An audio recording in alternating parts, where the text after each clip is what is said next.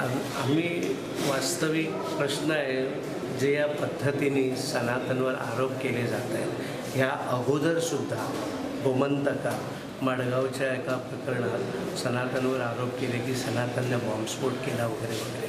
ठीक आहे, सगळ्या गोष्टी घडल्यानंतर शेवटी काय घडलं की त्या सर्व आरोपातनं सर्व जे संशयित आरोपी ते निर्दोष सुटले.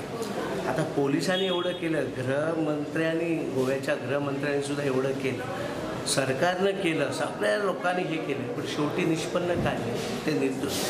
आणि ह्याच पद्धतीने जे आरोप चाललेले संपूर्ण हे जे कम्युनिस्ट पक्ष म्हणा ते जे हिंदू द्वेष्टे आहेत त्यांचे जे आरोप चाललेले ते टोटल तथ्यही नाही, कसलाच आरोप. आता विष्णू वाघसुद्धा बोललो की सनातनवर बंदी घाला.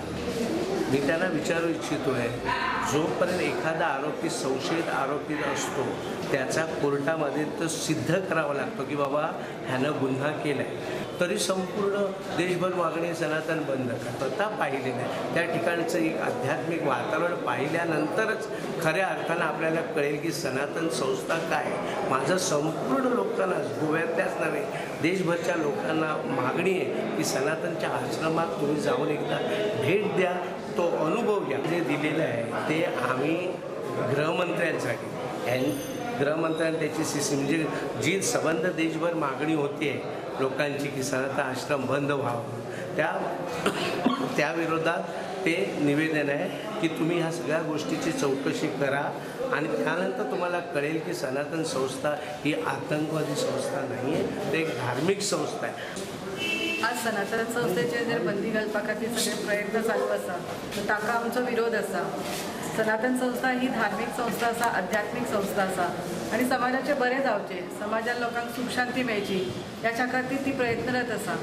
आणि आज सनातन संस्थेन जे बायलांचेर वेगवेगळे आरोप केल्ले वता, आश्रमा बद्दल चुकीच्यो गोष्टी सांगले वता, तर ताचे हांव पूर्णपणे अशें सामकें तीव्र निशेध करता आनी ताचें खंडन करता. जे कोणी असे आरोप करतात तांकां आव्हान आसा की तांच्यांनी सनातनच्या आश्रमान येवन पळोवचें. 1-2 वरांचो टायम त्यांनी काढून येवचे आणि थंयचो सगळो व्यवहार आसा तो पळोवपाचो आणि ते पळयल्या नंतर तुमचे दोळे उक्ते जातले. ताका लागून सनातनाचेर जे बंदी हाडपा खातीर जे प्रयत्न चालू आसा ते सामके चुकीचे आसा.